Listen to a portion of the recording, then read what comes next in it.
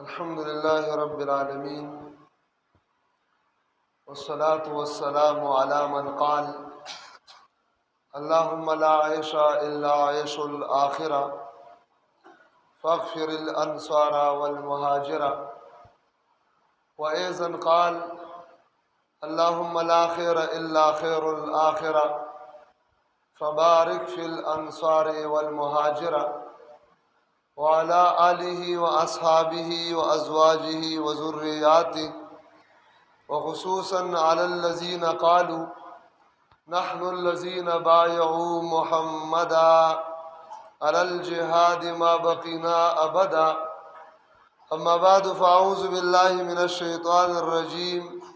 بسم الله الرحمن الرحيم. قال الله تبارك وتعالى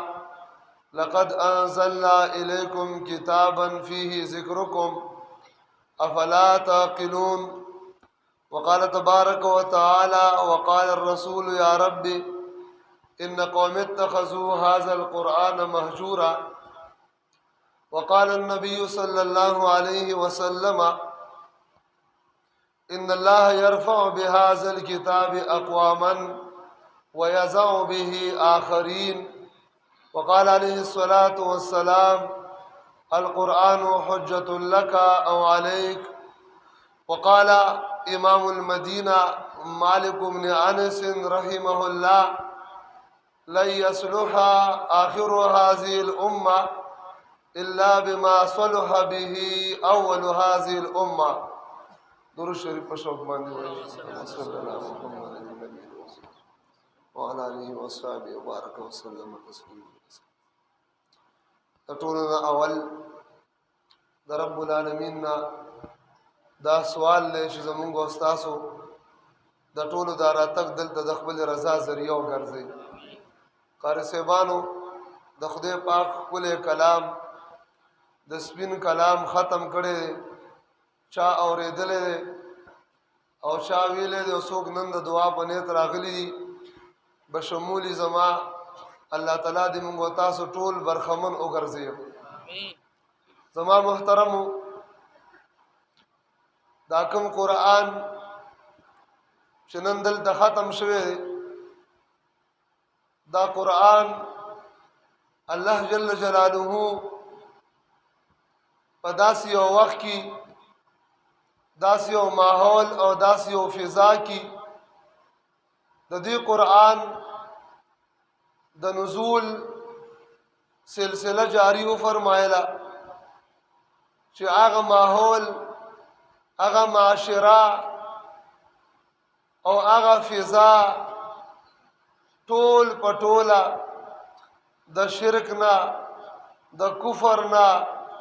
د ظلم نه د جبر نه د بیحیايۍ نه او المختصر خلاصه ده چې د کائنات څومره کمزوریانی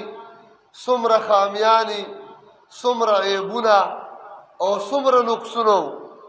د عربو معاشره کې بدرجه اتم او اکمل موجودو. یعنی داسې یو تور فضا کې الله رب العزت د دې خپل سپین کلام د پاکی منوري او د خوشبدار او معطري وحي د نزول سلسله جاری و فرمایلا چې لږ وخت کې دغه قرآن د تعلیماتو په برکت باندې د قرآن د دې پاکو خوشبودار احکامو په برکت باندې هغه معاشره چې هغه د ظلم نه ډکوا، هغه د جبر نه ډکوا، هغه د شرک نه ډکوا، هغه د بیحیايۍ او د زناکارۍ نه حتی تاریخ لیکلی محترمو چې په عربو کې ځینې مشهور کورونه چې په هغې باندې به د زناکارۍ تورې جنډې لګېدلې وي او هغه به نښه د دې خبرې وه چې څوک هم زنا کول غواړي دغه جنډو والا کورونو ته یې راځي. داسې بیحیا او داسې ګنده معاشره رب العالمین د دې قرآن په برکت باندې خوشبوداره منوره او تک سپینه وګرځوله. محترمو دغه ویزه د دې قرآن د احکاماتو په برکت باندې الله رب العزت څوارلس نیم سوه کاله مخکې بیا چې نبی علیه الصلاة والسلام د دنیا نه تشریف وړي او محترمو هغه وخت کې نبی علیه الصلاة والسلام د دنیا نه تشریف وړو په وخت کې په تمام جزیرة العرب باندې د قرآن سپین احکامات خواره شوي معطر او منور او خوشبودار احکامات خواره شوي او د جزیرة العرب نه الله پاک د شرک د کفر او هغه بې حیایۍ بدبوداره فضا الله پاک د دې قرآن په برکت ختمه کړې او محترم نو دا قرآن چې نن دلته ختم شوی محترمو دا محض یو کتاب د ثواب کتاب نه دی دا خالص صرف د تلاوت کتاب نه دی دا خالص د ترجمه او د تفسیر کتاب نه دی دا زمونږ او ستاسو د انفرادي زندګۍ دپاره د اجتماعي زندګۍ دپاره یو آیین دی یو قانون دی یو نظام دی یو ضابط حیات ته محترمو چې کوم انسان کوم معاشرم انفرادي او اجتماعي طور د قرآن عظیم الشان په احکاماتو باندې دی عمل کړی دی منګولې لګولې دي د هغه قوم تاریخ محترمو نن موږ ته یاد دی نن د خپلو هغه مشرانو تاریخ وګورئ هغه صحابه کرام چې هغه انتهایی د دنیا په لحاظ سره کمزوري خلک وو بدن باندې کپڑے نشته محترمو په خپې باندې صحیح پیزار نشته دی ګیډه کې گرم خوراک نشته دی لذیذ او مزیدار خوراکونه نو د بهترینو سورلو انتظامات نو د بهترینو محلاتو او د بنگلو انتظامات نو هغه ملنګان صحابه هغه بیوسه بیارو بی مددگار صحابه چې یو هغه ورځ ده چې حضرت بلال د ابی ابن خلف او د امی ابن خلف او د هغه سردارانو او د کافرانو د خپو لاندې وو د هغې د ظلم لاندې وو د هغې د جبر لاندې وو کله په سرو سکروټو باندې سوځي کله په سرو شګو باندې سوځي حضرت عمار حضرت یاسر حضرت سمیہ هغه کمزوري صحابه د کافرانو د ظلم لاندې دي د جبر لاندې دي هغه ابو هريره رضی الله تعالی عنہ چې د ولګې نه به راپرېوتو بېهوشه به شو خلک به پې تېرېدل او خلکو به ویلې راشئ په دې سر ولا په دې سټ ولا خپې کېدی دا لیونی شوی دی بیماري پې راغلې ده هغه صحابه هغه ملنګان صحابه د دې قرآن د تعلیماتو په برکت باندې الله یمن ته ورسول الله شام ته ورسول الله روم ته ورسول الله د کسرا هغه محلات د دې خپو لاندې کړل او د هغه ظالمانو او د جبابرو او د کفارو هغه د غرور نه ډک د سرو د سپینو زرو او د هغه ملغلرو تاجونه الله د صحابو قدمونو ته واچول ښه د دې قرآن د تعلیماتو برکت د چا برکتو جی ټول وای د چا برکتو قرآن پاک د سمي برکتو تعلیماتو برکتو په دې باندې د عمل نتیجه وا هغه صحابه حضور رشا فرمایلی عمر فاروق رضی الله تعالی عنہ یو ځل روان دی پلارا امیر المؤمنین دی د 22 لاکھ مربع میل امیر المؤمنین دی او دیو مدینه کې ناستو او يهوديانو به آل ته په شام کې د عمر فاروق نوم چې اورېده لرزه وه پرې راتله لرزه په دې به لرزه راتله هغه امیر المؤمنین یو ځلې په لاره روان دی صحابه کرام ورسره دي سفر باندې روان دی جهادي سفر دی یو بوډا راغی امیر المؤمنین ته راغی مخې ته ودرولو ورته وی ودرېږه دلته ودرېږه ورته وی ته عمر وی عمر ګوټې وی عمر ګوټې تا ته چا صحیح نوم هم ناخیسته تا ته چا عمر نه ویلي ته مخکې عمر وي بیا عمر شوي اوس امیر المؤمنین دلته ودرېږه صحابه یو خواته ولاړ دي امیر المؤمنین هغه د دې زنانه سره ولاړ دی په ګنټو ډېر وخت ورسره ولاړ دی چې کله دا زنانه رخصت شوه صحابو امیر المؤمنین ته ویلي وای امیر المؤمنین دې بوډۍ خو ته ډېر په عذاب کې دومره وخت در سره ولاړه وه دا څه وجه وه امیر المؤمنین ورته وفرمیل وی صحابو تاسو ته پته شته دا کومه زنانه ده وی د الله په ذات قسم که عمر دې سحر نه تر ماښامه ودرولې وي نو سحر نه تر ماښامه پورې سیوا د فرض مونځ نه بغیر به زه د دې نه خوځېدلی نه وی دا هغه زنانه ده چې د دې دلته په ځمکه باندې اواز او فریاد رب العالمین د عرش د پاسه اورېدلی دی وی عمر څوک دی چې د دې خبرې به نه اوري محترمه زما نقطه په دې کې دا ده چې هغه بوډۍ خوله بن ثعلبه رضی الله تعالی عنها هغه د زهار واقعو له مو ته پته ده نو هغه عمر چې اوس امیر المؤمنین دی د 22 لاک مربع میل امیر المؤمنین دی مخکې ورته خلکو عمر ویل عمر ګوټې چا ورته عمر نه ویلي د عمر نه امیر المؤمنین د څه په برکت سره جوړ شو دا د قرآن برکت و څه برکت و جي د قرآن برکت دغه امیر المؤمنین یو ځل علماو لیکلي مفسرینو خپل ګورنر یې راغوښته ورته وی راشه او د فلاني ځای والي او ګورنر تا څوک جوړ کړی دی ورته وی جي ما ابن ابزا جوړ کړی وی ابن ابزا څوک دی وی دا د فلاني مرئي او غلام دی نو امیر المؤمنین ورته فرمایي وی تا د یو سړي غلام امیر المؤمنین جوړ کړی دی گورنر دې جوړ کړی دی والی دې جوړ کړی دی دا دې څه کړي دي او ورته او جي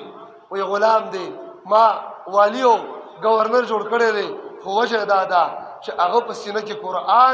قرآن ډیر یاد دی او د قرآن ډیر ښکلی کاری دی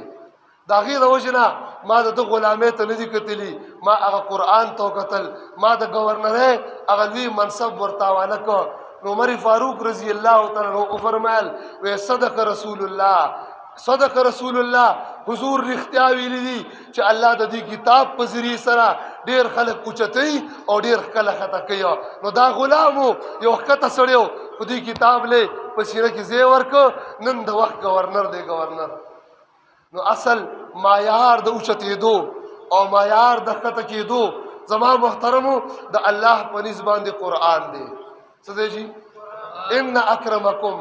عند الله اتقاکم چې کله مکه مکرمه فتح شوه نو حضرت بلال ته نبی علیہ السلام وفرمایل وی بلال وخیجا د کعبې په دې چت وخیجا او په تیز اواز باندې د الله اکبر ناری ووهه اذان شروع کا بلال رضی الله عنه غلام دی تک تور دی پلار یې غلام دی د حبشې نه راغلی دی هغه غلام چې د مکې سردارانو به تعذیبونه ورکول سزاګانې به یې ورکولې حضرت بلال وخته ناری کې الله اکبر الله اکبر الله اکبر الله اکبر آلته سرداران ولاړ دي عتاب ابن اسید د مکې لوی سردار ولاړ دی چې کله بلال د کعبې په چت ولیدو نو وی دا شکر دی چې زما پلار د دې نه مخکې مړ شوی دی که زما پلار ژوندی وی او دا غلامې د کعبې د چت د پاسه کتلی وی د کعبې د چت د پاسه ده لیدلی وی نو ډېر به خفه شوی و داخله چې مړ شوی دی بل سردار ویلي وی محمد ته د دې تور کارغه نه بغیر د اذان دپاره بل څوک میلو نه شو چې دا تور کارغه د کعبې د چت د پاسه نن سرداران لاندې دي او بلال بره د کعبې د چت د پاسه ولاړ دی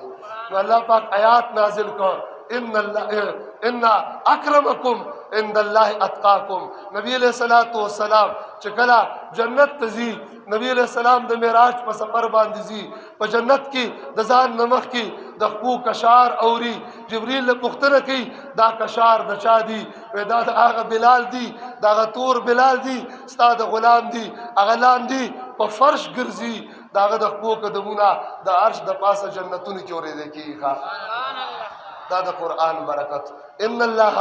يرفع بهذا الكتاب اقواما ويذو به آخرین دا کاری سیبانو چې کوم قرآن تلاوت کو دا زمونږ استاسو دا الله په نزد د اوچتوالي ذریعم ده که مونږ پې عمل وکړو او که مونږ عمل ونه کړو دا د ذلت ذریعم ده محترم نو زمونږ اسلام کې معیار د اوچتوالي هغه قرآن دی څه شی دی جي قرآن دی خو افسوس سره زمون په معاشره کې زمون ملکی سطح سره او بیا دنیاوي سطح سره نن معیار د اوچتوالي د رفعت او د بلندۍ هغه قرآن نه دی هغه انګریزي علوم دي انګریزي علومو کې مهارت دی او د انګریز قانون کې مهارت دی افسوس نن هغه خلک په موږ باندې گورنران وزیر اعظم او صدر دی چې هغه له الحمد قدرې نه ورځي، هغه له قل هو نه ورځي، هغه له مونځ نه ورځي، هغه له کلمه نه ورځي. کله کله موږ وایو و یاره دا نظام غیر شرعي دی، نظام کفري دی، نظام انګریزي دی، نظام شرکی دی، نو خلک پې ډېر خفه کېږي. وایي مفتي صاحب داسې مه وایه، دې نظام ته شرکي نظام مه وایه، دا خو اسلامي ملک دی، اسلامي آئین دی، اسلامي قانون دی. دا شرطن کېدی شي محترم. قرآن د عدل نظام دی، د انصاف نظام دی. قرآني نظام د اولې پوړۍ نه اوله پوړۍ کې قرآني نظام د هر چا رایه هم قبلوي نه، د هر چا رایه نه قبلوي. قرآني نظام وی رایه به د هغه انسان قبولوي چې هغه زیرای وي او دغه فن کې مهارت لري. او جمهوري نظام وی، پاکستانی نظام وی نه، رایه اجرام ورکولی شي، رایه مصری خانی مصری ورکولی شي، رایه عام زمیندارم ورکولی شي. محترمو اوس د امامت کبرا د امیر المؤمنین د جوړېدو دپاره د هر چا نه رایه څنګه الی؟ تاسو زه پوهوم په مثال سره، زه کپړې جوړول غواړم یا زما ګاډي کې زه ګاډي کې اوس راغم، په ګاډي کې مې مسله ده او انجن کې څه مسله ده یا ویرنګ کې څه مسله ده یا بیټرۍ کې څه مسله ده، او دا ګاډي مې هلته عذر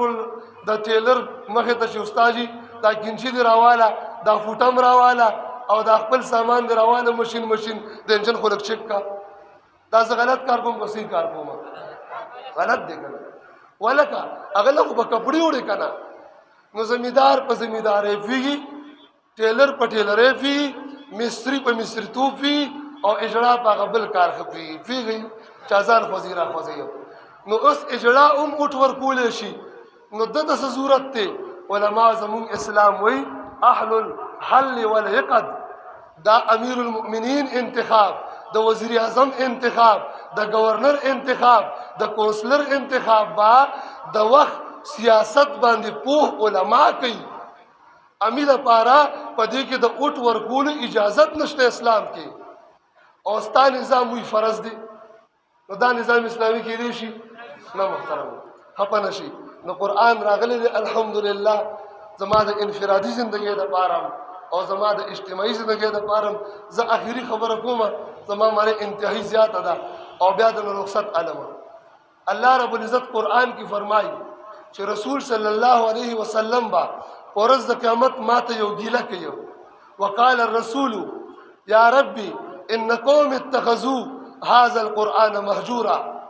رسول صلی الله علیه وسلم فرمایي الله زما دی قوم ستا دا قرآن پرې خو دیو، دی متروک پرې خو دیو، دی باندې عمل پرې خو دیو. اوس چا قرآن پرې خو دی؟ زمونږ ذهن کې خو به دا راځي د عالم، د طالب، تبلیغي ملګري، د صوفي ملګري او د عام مسلمانانو ملګرو چې قرآن صرف هغه خلکو پرېښی چا چې بې ایمان نه دی راوړی. خو داسې نه ده. امام ابن قیم رحمه الله فرمایي دا د قرآن پرېښودل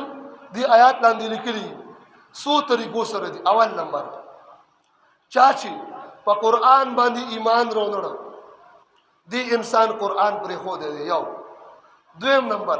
چا چې قرآن باندې ایمان راوړ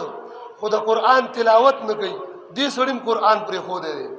دریم چا چې قرآن باندې ایمان هم شته تلاوت هم کوي په معنا او په تفسیر ځان نه دی پوه کړی دی سړی قرآن پرېښودی دی. څلورم چا چې قرآن باندې ایمان هم شته ورسره تلاوت هم کوي ترجمه او تفسیر باندې پوهي. څلورم نمبر د قرآن په دې آیاتونو کې غور سوچ فکر نه کوي دی سړی قرآن پرېښودی دی. پنځم نمبر قرآن باندې ایمان هم شته تلاوت هم کوي په معنا هم پوهېږي غور او فکر هم کوي، خو دی په دې باندې استشفا د امراضو د قلوبو نه کوي، د خپل زړه د بیمارۍ علاج پې نه کوي. زړه کې شرک وي، کفر وي، حسد وي، کینه وي، دروغ، غیبت، بیمارۍ روحاني د دې علاج نه کوي، دم قرآن پرېښودی. او شپږم نمبر که دا ټول خبرې کوي قرآن باندې ایمان هم شته تلاوت هم کوي قرآن ترجمه باندې ځان پوي کوي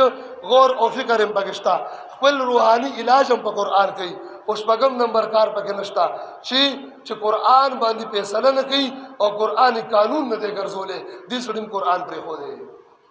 اوس تاسو وایي په 74 سال د پاکستان د ازادۍ وشو یوه فیصله په ملک پاکستان کې په قرآن شوې ده مونږ په خپله زندګۍ کې مونږ چېرته قرآني نظام ته فیصله وړې ده نو قرآن هم پرېښی دی که نه هم دی پرېښی نو دې آیات لاندې راو که را نه وو نو څه به کوو ټول عمر به دې لاندې راځو که نه ځان وویستل غواړي که نه غواړي ځان به وباسو که نه باسو ګوره یاد ساتئ دلته شکایت د رسول صلی الله علیه وسلم دی یو دویم نمبر قرآن به خپل هم شکایت کوي حدیث پاک کې راځي القرآن شافع مشفع وماحل مصدق قرآن شپارسم قبول دی او د قرآن دعوه هم منلې شوې ده ماحل مصدق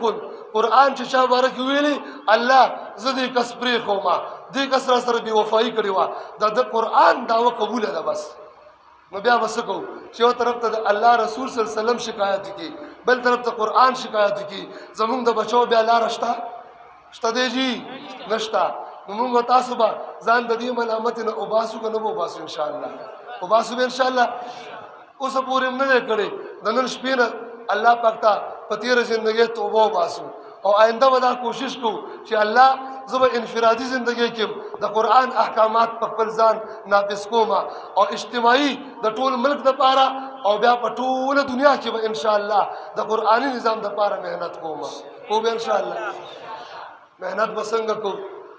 اوس به محنت به څنګه کوو 4 کاله خو موږ محنت وکړو چا د اوټ په ذریعې سره او چا د نصیحت په ذریعې سره چا په یو ذریعه او چا په بله خو په دغه 4 کاله مونږ نتیجې ته ورسېدو چې مونږ ناکامه شو اوټ باندې اسلام رانغی نصیحت باندې اسلام رانغی خانقاهونو باندې اسلام رانغی مدارسو باندې اسلام رانغی د اسلام ذریعہ هغه جهاد فی سبیل الله دی څه دی جی جهاد فی سبیل الله امام مالک صاحب رحمه الله قول ما اول کې ویلو امام مالک صاحب رحمه الله فرمایي لن يصلح آخر هذه الامه الا بما صلح به اول هذه الامه اخیرنه امت با په هغه طریقه باندې اصلاح کیږي کومه طریقه باندې چې اولنې امت اصلاح شوه نو جزیرة العرب باندې په ابتدایي دور د حضور کې او بیا په نیمه آباد دنیا باندې تر امیر معاویه رضی الله عنه تر دوره قرآني نظام په کومه طریقه راغلی په جهاد باندې په کومه طریقه جی په جهاد باندې دی وجنا د قرآن د نظام ذریعہ هغه جهاد فی سبیل الله دی ان شاء الله العزیز موږ تاسو خپل نیت کو چې الله سو پر ز ژوندې ما د جهاد په ذریعہ باندې وزو اسلامی نظام په ټوله دنیا باندې راواله ما راولي به ان شاء الله خپه غو شي کنه نه اسلامی نظام کې ګوري دا ټول مشکلات او حل دا اسلامی نظام دی ښه دلته به سړي وی ال راضي چې قرآني نظام راشي څنګه چې افغانستان کې راغی مولیان دي علما دي پاکان دي امن دی عدل دی انصاف دی او سکون دی آرام دی هغه طریقې نه بغیر اسلامی نظام خوبونه مینی الله پاک دې موږ ته ټول د عمل توفیق نصیب کړي الله دې موږ د حق لخر لاروان وګرځي د دجال د صفینه دې موږ وساتي واخر دعوانا الحمد لله رب العالمین حمد الشاکرین والصلاة والسلام على أشرف رسوله وخاتم النبيين وعلى آله وأصحابه وأزواجه وذريات اجمعین اے اللہ خدای دا ختم خپل دربار کې قبول کی یا الله دا ختم خپل دربار قبول کی الله زمانه د قاریانو صاحبانو دا محنتونه دا کوششونه دا ستړیاوي قبول کی خدای کوم مرګري اور بشاته ولاړو محنت کو کوشش کو د دې ودریدل خپل دربار قبول کی کوم مرګري دل تراغلی نن د دعا په نیت باندې بشمولی زما خدای پاکا زمون ټول د راتګ د خپل رضا ذریعہ وګرځي د دې قرآن په برکت باندې یا الله زمو د دې مرګرو تمام تر گناهونه معاف کی الله موږ ته د گناهونو طاقت بیا رامه کی د نیک اعمال توفیق را نصیب کی اے الله د دې حاضر مجلس او سونه خوشا غیر چا پیر نږدې محله کی او د تمام امت مسلمه بیمارانو ته کامله عاجله مثمر شفا نصیب کی الله زموږ د ټولو شرعي حوایج پوره فرمایي د حلال او برکت روزي نصیب کی د حرام نه محفوظ اوساتي خپل رضا خپل لقاء خپل محبت نصیب کی یا الله مونږ ټول د حضرت عیسی علیه السلام د امام مهدی علیه رضوان په صف کې یا الله وګرځې د دجال نسب نه وساتي یا الله زموږ ایمان خرڅ مکي زموږ اعمال ضایع مکي د باطل نسب نه محفوظ وساتي خدایا د حق لارویان هم وګرځې یا الله د حق د صف ملګری هم وګرځې د باطل نه یا الله وساتي خدایا پاکا تم خپل رضا نصیب کی خپل محبت نصیب کی رب العالمین په تمام دنیا اسلام مغلوب دے خدای پاک مسلمان مغلوب دے الله په لکونو تعداد کې زمون خويندې زمون میندې زمون مسلمانان رونه د کافرانو او داغي د ټټوانو په جیلونو کې دي یا الله خدای پاک د قرآن په برکت یا الله د دې پاک مؤمنانو د دې لاسونو په برکت خدایا تغیر رهایی نصیب او فرمایا یا الله د کفارو او داغي د غلامانو دا جیلونه مات کې خدایا دا پنجری ټوټي ټوټي کې روا مسلمانانو په اخلاص سره دعا کوي تاسو ډیر خويندې تاسو ډیر رونه صرف د الله اسره ده داغي आवाज اورېدو ولا څوک نشتا د تورو تنبو لاندې دي یا الله زموږ دعاګانې دغه مظلوم امت په حق کې قبول کړي خدای دې په حق کې قبول کړي خدای پاکا د اختر په دې خوشالانو کې ول کورونو ته ولو میندو خویندو سره ولو بچو سره ولو مور او پلار سره شریک او فرمایي یا الله ډیر علما ډیر پاکان ډیر مجاهدین او زمون خويندې خصوصا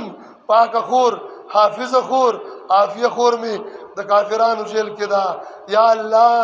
الله رهایی نصیب کې خدایا چې زمون مسلمانان با سو کمزوري الله سوق بهم جیلونو کې اچي سوق بهم شهیداني خدای پاک سوق بهم تعذيبونه ور کوي یا الله د خپل غضب پس پیړه وې الله دا ظالمان نست و نابود کې الله کفر او اهل کفر مغلوب او شکست خورده کې الله اسلام غالب کې الله یا الله نن راته ختم د قران په دې مسجد کې خود یا الله یو ورځ داسې مراولا خدایا د دې قرآني نظام جنډي په بیت المقدس باندې اورپ او خدایا په کشمیر باندې اورپ او خدایا په دهلی باندې اورپ او خدایا په پاکستان اورپ او خدایا په تمام کائنات اورپ الله اسلام غالب کا کفر مغلوب کا اہل اسلام غالب کا اہل کفر مغلوب کا یا اللہ زمون ایمانی حفاظت وکا زمون د مالی حفاظت وکا د دې قاریانو صاحبانو د دې علماء عمرونو کې برکات نازل او فرمایا د اهل حق می حفاظت وکا خدایا سمرا مجاهدین او مجاهداتی د دنیا په هر کونج کې دي خدایا دا پښمنی او رجماتی په غرونو کې خدایا چاته وبو ملاوي چاته به کجوري ملوشي چاته به اوچ ټوکړه ملوي یا بنی ملوشي یا الله دا قرباني قبول کا داغي حفاظت فرمایا داغي مدد فرمایا داغي د قربانانو په خاطر یا الله زموږ ایمان نصیب کا زموږ جنت نصیب کا جهنم نه حفاظت نصیب کا بل رضا تراکا بل وقار تراکا چې کلم تا ته درزو الله مقبول او مبرور حقیقی تار د شهادت را بسر کا وصلی الله تبارک وتعالى کوم مرګرو چې په دې مجلس کې مالی تعاون کړي چا جانی تعاون کړي چا سونه خدمت کړي خدا